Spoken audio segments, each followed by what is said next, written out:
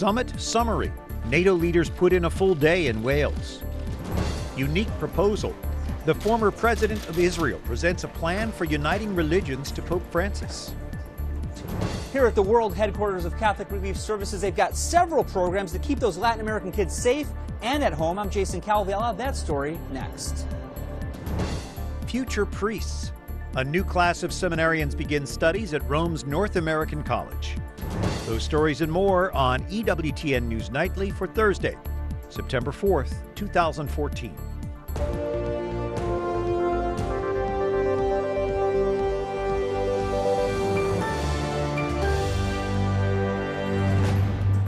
Good evening from Washington. Thank you for joining us. I'm Brian Patrick with your news now. World leaders are in Wales tonight, wrapping up the first day of the NATO Summit. It's a meeting some are calling one of the most significant conferences in the history of the alliance. Wyatt Goolsby's been following the summit from the White House. Wyatt? Brian, President Obama and other heads of NATO countries have a lot on their plate, from the crisis in Ukraine to the threat of Islamist militants in the Middle East. Many are saying that today and tomorrow's meeting is key towards building security around the world. NATO is the anchor of our security, and over the next 2 days we must reinvigorate and refocus this alliance to tackle new threats and to ensure it continues to foster stability around the world. Tough talk this morning from the British Prime Minister and other representatives from the 28-member alliance. The two-day summit comes as tensions between Russia and the West are at their highest since the Cold War. NATO countries say Russia continues to support rebels fighting in the eastern part of Ukraine. Russia's aggression against Ukraine has been a wake-up call. It has reminded all of us, that our freedom, security and prosperity cannot be taken for granted. Today's meeting included a wide range of topics, including NATO involvement in Afghanistan, but defending European countries from Russia has dominated the conversation. President Obama even joined in a small roundtable with key allies and the Ukrainian president over a potential peace plan. As NATO weighs its options with Russia, the rise of the Islamic State, or ISIS, has raised concern militants could export terror to the streets of Western nations. The British Prime Minister didn't mince words, saying ISIS needs to be destroyed. Squeezed out of existence is the way that I would put it, but we should be clear what we're facing here is this Islamist extremist narrative, a poisonous narrative. It isn't just in Iraq and Syria. We've also seen it in Somalia, in Mali, of course in Afghanistan. Both American and British leaders have been working to drum up support for an international response to the militants, possibly in the form of a coalition to fight ISIS. But many of those talks have been happening outside of the central meetings. One other note tonight, we have learned that the U.S. is working to impose another round of sanctions against Russia. Brian? All right, thank you. Wyatt Goolsby at the White House. Now, does it seem like ISIS, the Islamic State, just came out of nowhere? In fact, there is a long history behind it. Sunni and Shia, they're terms most of us hadn't even heard of until the 2003 invasion of Iraq. The division goes all the way back to the 7th century. That's when Muhammad died, and there was a dispute over who would replace him as the leader of Islam. Sunnis are the largest branch of Islam, but in Iraq and Iran, Shiites are the majority. It wasn't a big issue until post-World War I. The French and British divided up the Ottoman Empire without considering the religious and ethnic differences in the region. Fast forward to Saddam Hussein's reign. Even though most Muslims in Iraq are Shiites, he killed many of them and favored his fellow Sunnis. The post-Hussein government was supposed to include both factions, but is dominated by the Shiite majority, disenfranchising the once powerful Sunnis. Now, some Iraqi Sunnis are fighting back, joining forces with those who want to create an Islamic State, the group known as ISIS. David Schenker is the Director of Programs on Arab Politics at the Washington Institute. Previously, he advised senior Pentagon leadership on political affairs of the Arab countries in the Levant or Eastern Mediterranean. It seems like ISIS has gained so much ground in a relatively short period of time. How is that able to happen? How long has ISIS been a real threat? Well, we've really seen them blossom during the war in Syria. Because you have a minoritarian Shiite government essentially there that is slaughtering Sunni Muslims. So far, they've killed about 200,000. They've also done well in Iraq, and we saw them take Mosul and attack the Kurds recently, because you have a government that's led by Shiites that are backed by Iran, and they have been viciously sectarian, these Shiites.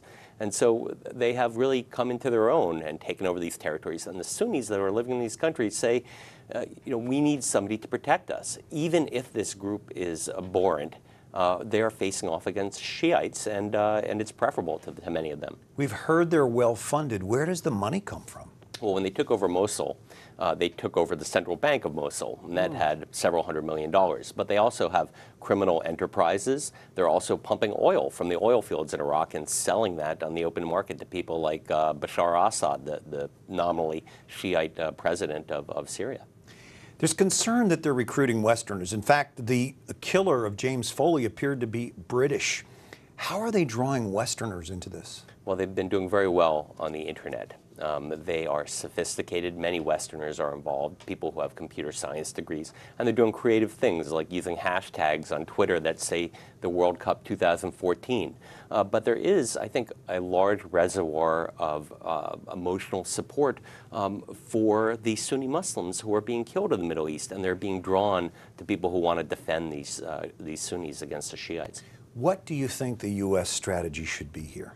Well, we don't have a strategy until now, but we really have to go and attack ISIS, because if we don't, and we saw with bin Laden in 2001, they're going to come for us.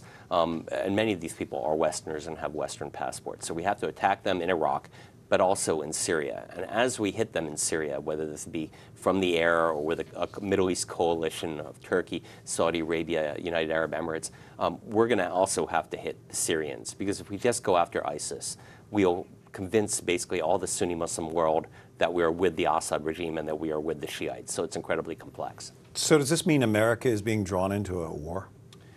Whether we like it or not, we're going to have to take steps to protect ourselves proactively, because if we don't, they are going to hit us here on American shores. From the Washington Institute, David Schenker, thanks for joining us. My pleasure.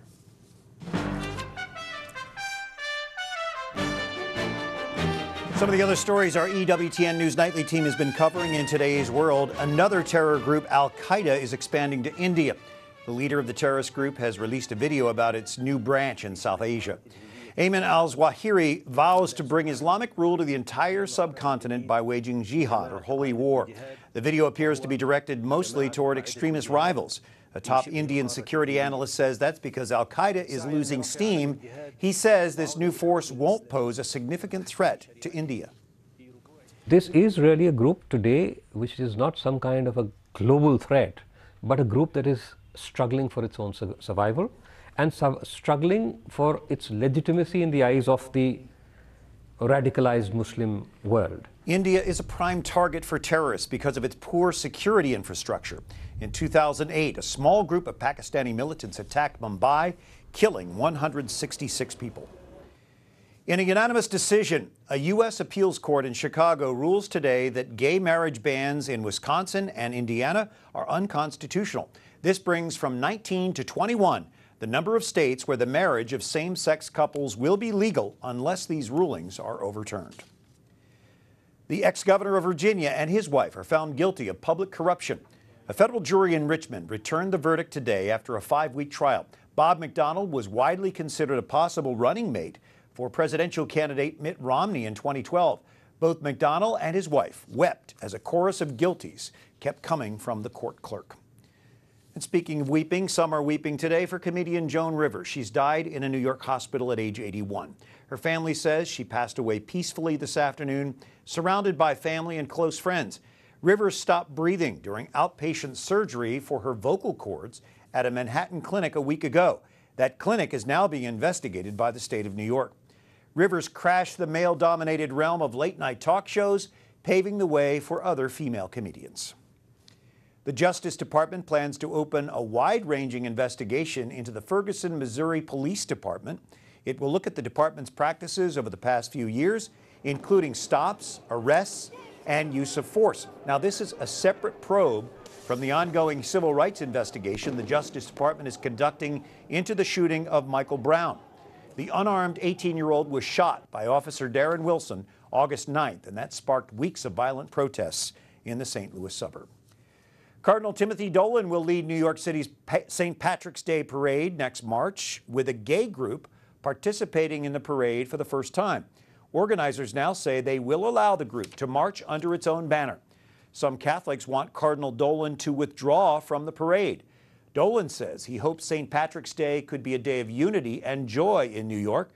The parade has no direct ties with the Catholic Church, but it does celebrate a Catholic saint. It is a huge event for New York's Irish Catholics. Former Israeli President Shimon Peres proposes a new global peace initiative at the Vatican today. It's a United Nations of religions meant to address the fact that most wars today have religious undercurrents. Pope Francis promised his attention to the proposal. The leader met for nearly an hour in the Vatican. The two last met in early June when Francis invited the then Israeli president and Palestinian leader Mahmoud Abbas to the Vatican Gardens to pray for peace. The Prince of Jordan also met privately with the Pope. He presented some of the work being done by his Foundation for Interreligious and Intercultural Research to promote peace. A Vatican spokesman praised the Muslim royal's initiatives to facilitate interreligious dialogue. A new semester is beginning for North American seminarians studying in Rome. Alan Holdren takes us to their campus just a few steps from the Vatican. This 10-story building project isn't the only new site at the North American College in Rome these days. 51 new men are now on campus, enjoying some leisure activity and orientation before they start their first semester, getting into full swing for the first of 5 years here. They've only just arrived. The faculty was here, the guys, they brought our bags to our room. First of all, you could just see the service, right away from as soon as we got here. We didn't even bring our own bags to the room. They carried it up, and my bag was heavy. For as big as it is, it still has had its moments where it's felt very close, and the men here have done a great job of making the entire new man class feel welcome and accepted here. For the fourth year running, the college will be at full capacity, housing 256 seminarians and first-year priests from the U.S., Canada, and Australia. The renewed success, college officials say, is due to growing confidence from bishops in how the men are formed in Rome. Those numbers could also be linked to an increase in vocations across the U.S. According to Georgetown University's Cara Research Center, numbers of seminarians have grown over the last 20 years. In 1995, there were 3,172 U.S. seminarians, and in 2014, it's up to 3,631. A difference of more than 400 seminarians. That's an increase of nearly 15%. But for the next leader, it's not about numbers. Every year it's a new group, and they're always different. Always come with their own gifts and bring different character to the house by their personalities, but also graces and challenges too. With this experience and some reminders of home, they'll have time to make Rome their own. The next big event for the students here at the North American College is on October the 2nd. 42 men will be ordained to the diaconate in St. Peter's Basilica. Just another step in their lifelong journey of service to the church. In Rome, Alan Holdren, EWTN News Nightly. Coming up, fast food may not be so fast today as workers rally for more money and the right to unionize. And we examine the humanitarian crisis that's behind the surge of immigrants from Central America to the U.S.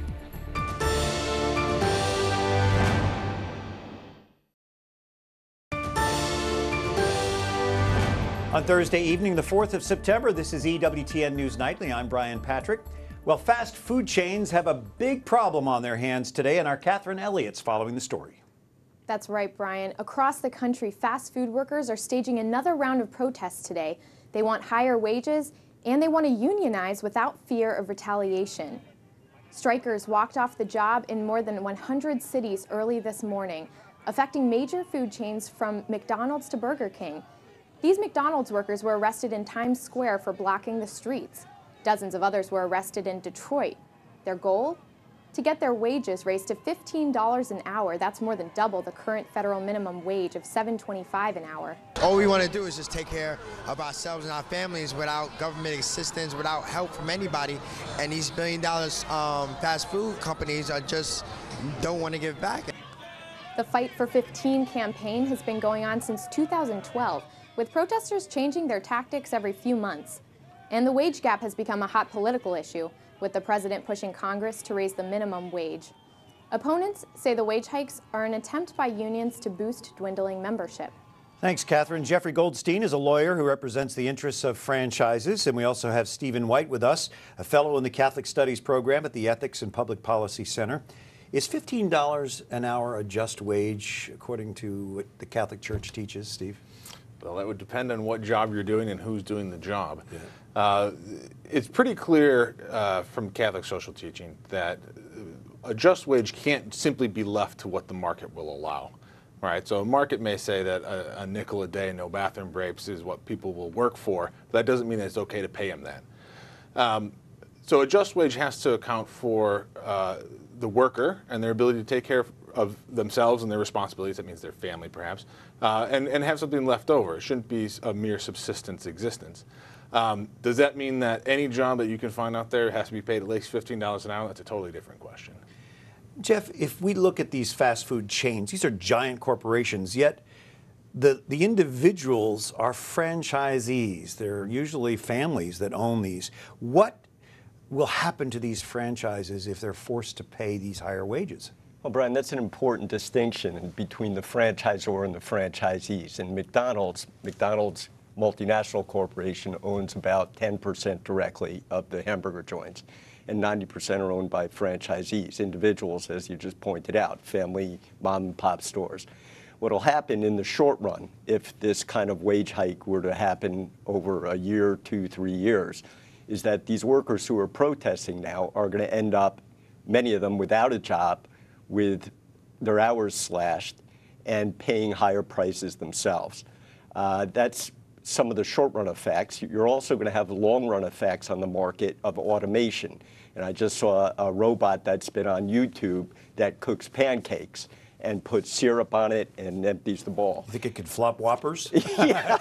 Maybe. Yeah. What has to happen from the business standpoint where business owners would be able to give a better wage, a more fair wage to some of these workers? Well, right now, I represent only franchisees, and they are in termination proceedings too frequently because the margins are razor thin at this point. So any increased costs of a supply of wages like this doubling, even though it might be 24, 25%, is going to put a lot of these guys out of business.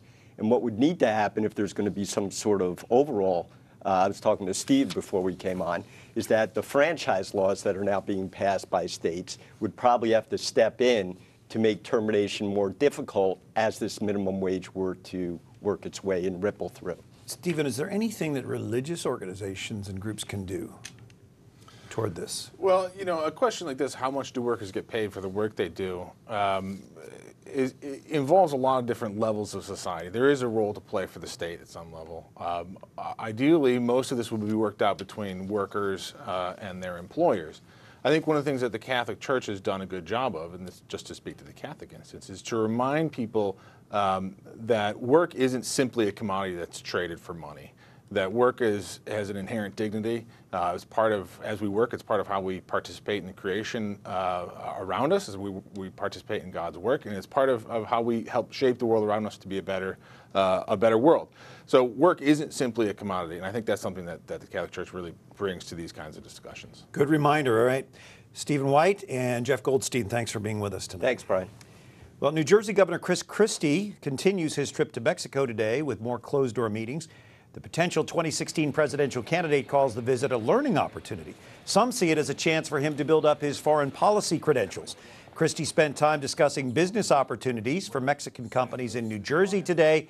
He'll end the day touring the Basilica of Our Lady of Guadalupe, one of the most revered Marian shrines in the Americas. The debate over immigration often is about what to do when men, women, and children cross illegally into the U.S. Tonight, our Jason Calvi looks at one group that's trying to solve some of those problems by addressing the root causes. A steady stream escaping Guatemala, traveling by boat to Mexico.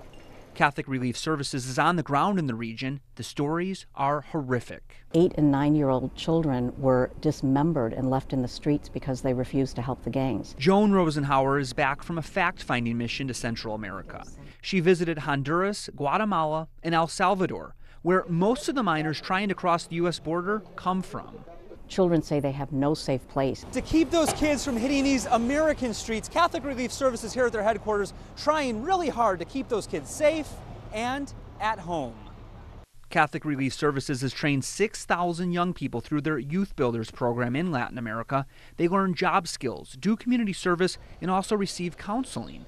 Within a year of the program, 80% are in school, have jobs, or even started their own business. One of the most impressive things is they feel so strongly the importance of their role as mentors to help another generation of young people to avoid the gangs and to get a good start. Rosenhauer says she hopes the U.S. government can support these programs. Catholic Relief Services says improving the economy is another key to fixing the problem. One of our coffee programs helped farmers to improve their techniques and then access larger markets.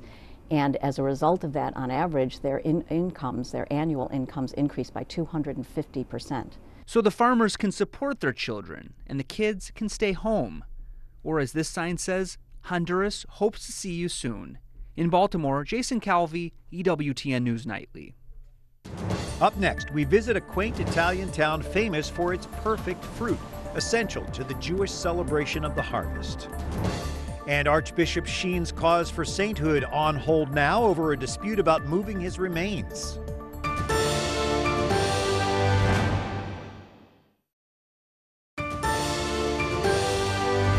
Thanks for joining us. I'm Brian Patrick, and every year Orthodox Jewish communities arrive in a southern Italian town on a quest for the perfect fruit. Our Kathryn Zeltner has more. That's right, Brian, and it's not just any fruit they're looking for. It's citron. That fruit has special meaning in the Jewish harvest celebration. In the lush groves of Santa Maria del Cedro, they can find just what they need. Citrons are similar to lemons, but typically larger. They're also known as etrogs in Hebrew. The fruit is a paramount symbolic element of the Jewish celebration known as Sukkot. We are sure this is the original citron, the citron that has always been picked. We have the documents showing the Jews have been coming here for 300 to 400 years from Eastern Europe to pick up citrons and ship them all over the world from Geneva.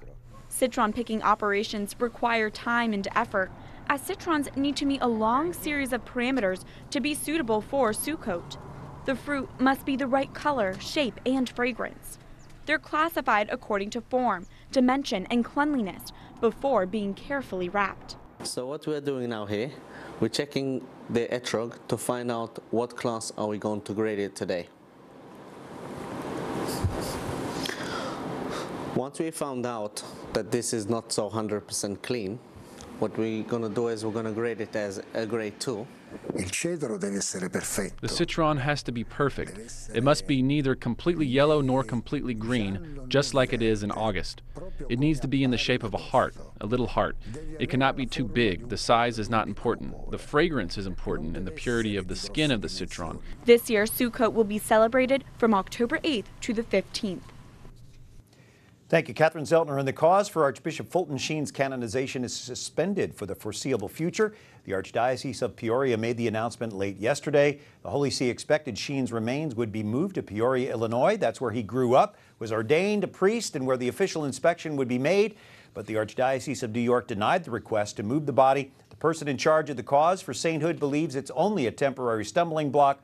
Archbishop Sheen was an Emmy Award-winning television host and reached millions with his weekly broadcasts. He remained a leading Catholic figure until his death in 1979. Another cause for sainthood is moving forward tonight. The Basilica of the National Shrine of the Immaculate Conception hosts an annual memorial mass for Father Vincent Capodanno. He was a U.S. Navy chaplain, a Vietnam War hero, and his cause for sainthood is officially open now. Father Capodanno gave physical and spiritual support to wounded and dying Marines. He received the Medal of Honor after his death. The memorial can be seen here on EWTN, that mass immediately after News Nightly. And finally tonight, another first for the Holy Father. He holds the first Google Hangout session. Pope Francis spoke with children around the world over the internet. Children in Australia, Israel, Turkey, South Africa, and El Salvador got to ask him questions. This is part of the Pope's initiative Scholas Corrientes, an organization that promotes social integration, education, and culture. Thanks for joining us tonight. For all of us here at EWTN News Nightly, I'm Brian Patrick. Good night, and may God bless you.